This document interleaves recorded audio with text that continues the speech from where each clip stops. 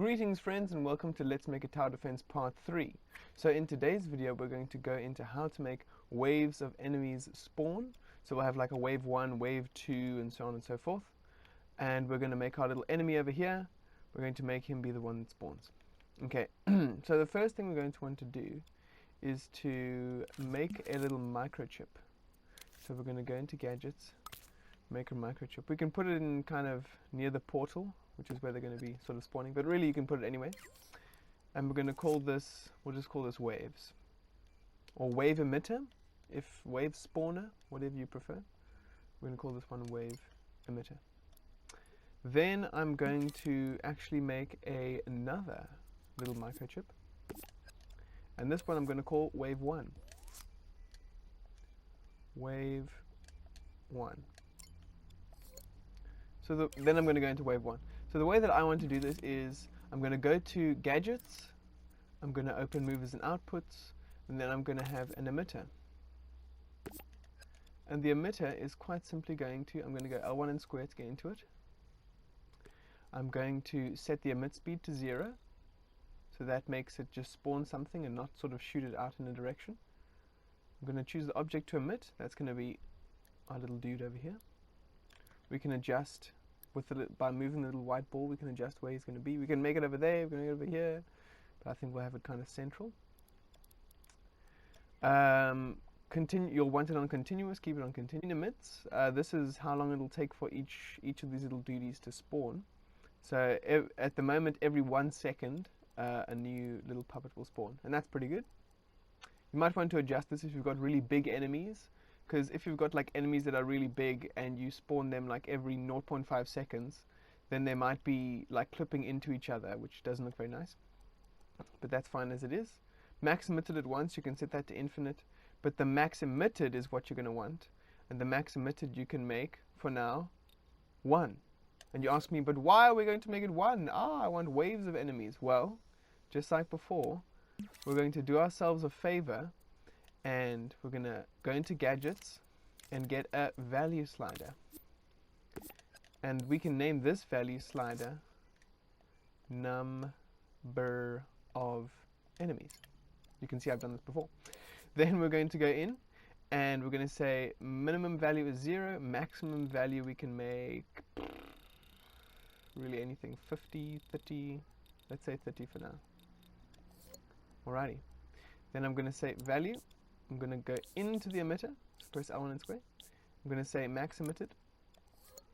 Then I'm going to say, let's say for the first wave we have 10. Alrighty.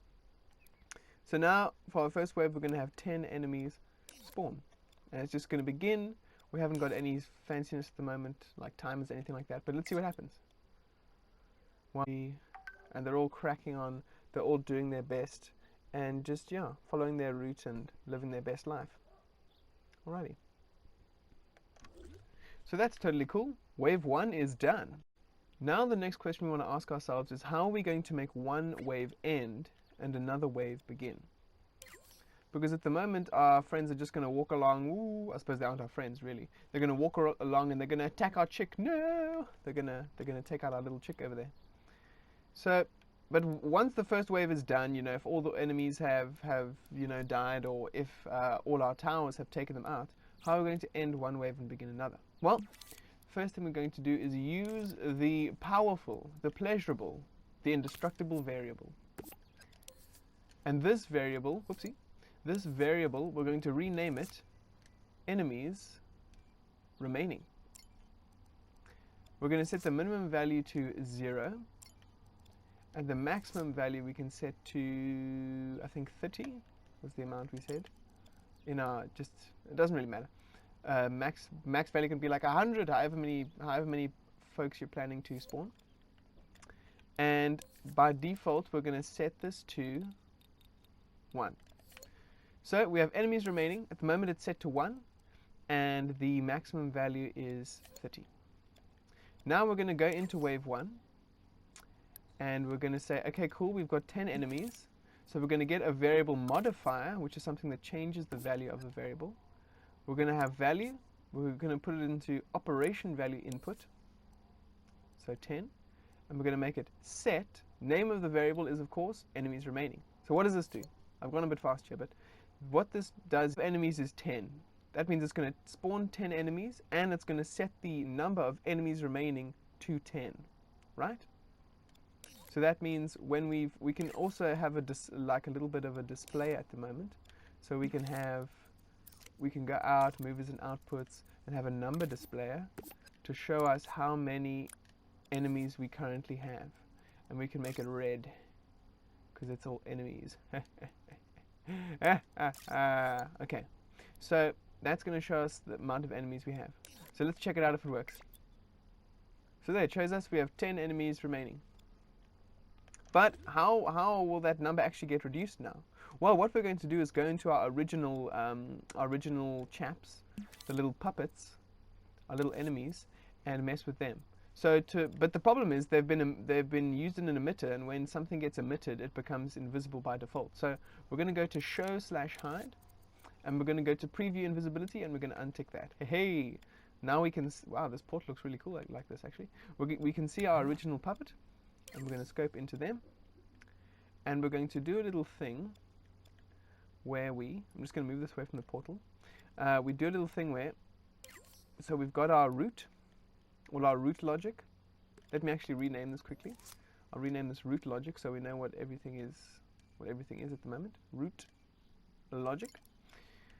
Alrighty. And actually, since we're doing some tidying, let's call this speed. So this variable has been changed to speed, and we've just named this root logic. Another thing we're going to do is when we get to the enemy goal, it's going to be destroyed. But not only that, we're going to go to gadgets, logic and processing, and then we're going to go variable modifier. And can you guess what we're going to do here? We're going to plug, also by the way, we're going to plug the trigger zone into the power of this one. Alrighty.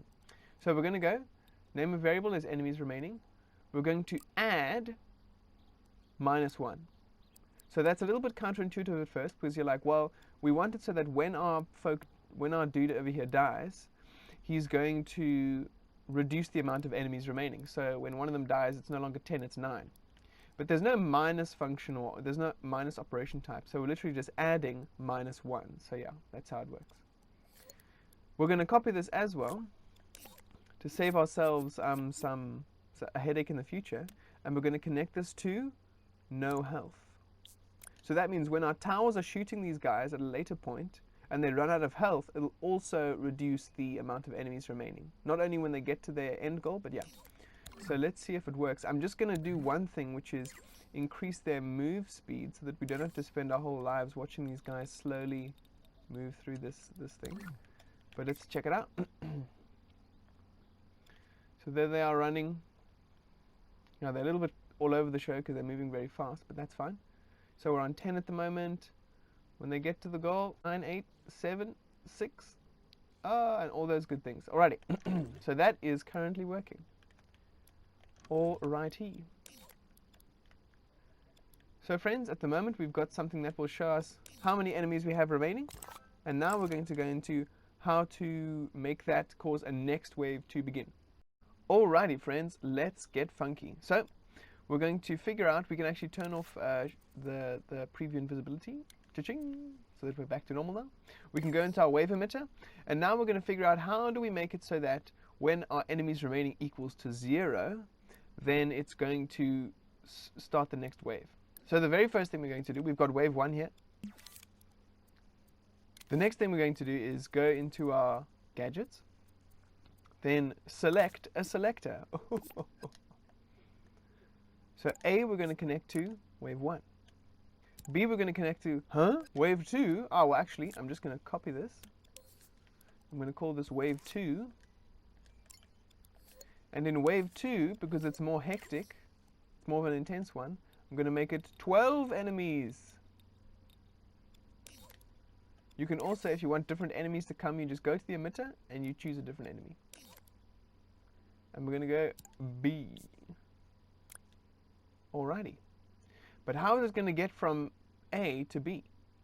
You could put down a timer so that like you have 60 seconds to complete wave 1, but I feel like it also makes a lot of sense if you want to have it so that when all these enemies are dead, or they're all, you know, destroyed, we're going to then trigger the next wave.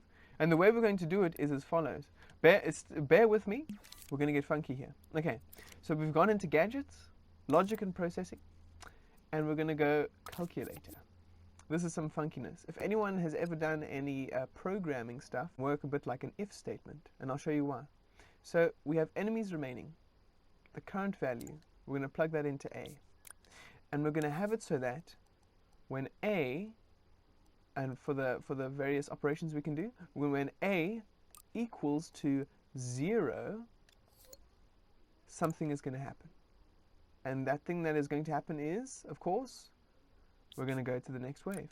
So, for me to explain this, at the moment we've got enemies remaining, and when we start the wave it's going to be 10, and then as the wave goes down and all the guys die, it's going to go to the next, it's going to reduce the enemies remaining. When it gets to 0, then it is going to do something, which is, whoa, go to the next wave. So friends, let's see if we're working at the moment. Bit of a test run. So this is our wave 1. We can also, in our little wave 1 microchip, we can have a little text display that says wave 1 and then one that says wave 2, so we can tell what's cracking. But we know we've got 10 enemies in wave 1. There they go, off they crack. Farewell, farewell. Our poor chick is really taking a beating at the moment.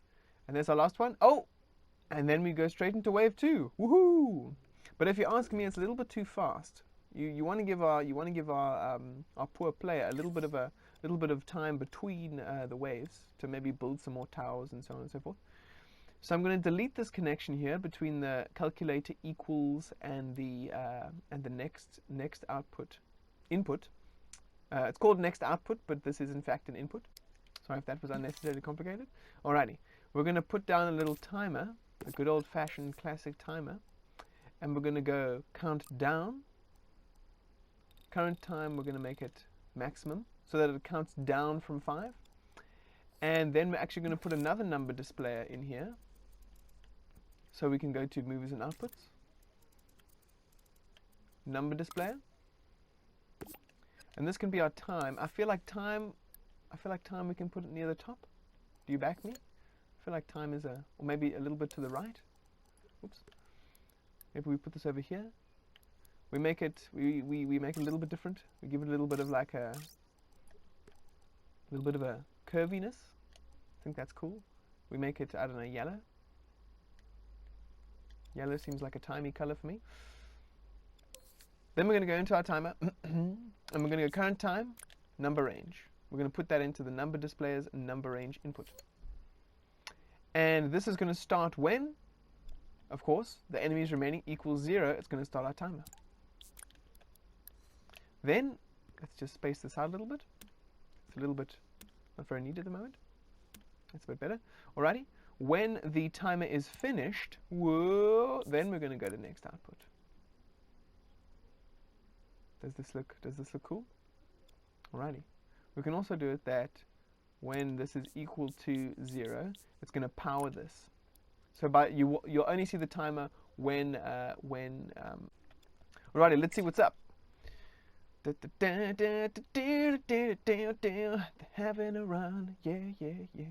Waves of enemies are coming. They're taking out my little yellow chick over here. And look, the numbers are going down, the numbers are going down. Choo, choo, choo. Farewell, farewell. And look on the top right. Ah, there's our timer. 4, 3, 2, 1. And here's the next wave. Ah! The never-ending waves of enemies. But friends, that is the gist of it. That is essentially what we've got when we have different waves. And we can make wave 3, we can make wave 4, just like that. Just like that. So we go wave 3. Yeah, let's make 3 waves. And then for wave 3, it's going to get more intense. We're going to have 15 enemies. And we can connect this to, if you want to increase the size of your selector, how many waves you're going to have, in other words, you can just go into the selector. And the number of ports, you can just increase that. Doop, doop, doop, doop. If 10 is not enough for you, that's totally fine. What you can do is actually just have multiple selectors. So you can have like a selector that goes into another selector, you know, and then when that selector is done, it'll go into this original selector's like B port. So you can have like 10, like A connects to 10 outputs, 10 little selectors, and then B connects to another 10, and C connects to another. So you could have 100. You could have a whole lot. You could have a whole lot. So you don't have to worry about not having waves. Wave 3, we've got 15 enemies, and that is pretty much it, friends. That is what it takes to have some enemies and to have waves of them spawning in your tower defense. I hope you found this useful. And yes, look at them run. Look at them. Look at them. The fools. And soon we shall begin. Actually, in our next video, we shall begin attacking them. Glorious. Alrighty, friends. Thank you for sticking around for this one. I hope you found it useful. And I shall see you for the next one in part 4. Thank you for sticking around, friends. Have a good one. Peace out.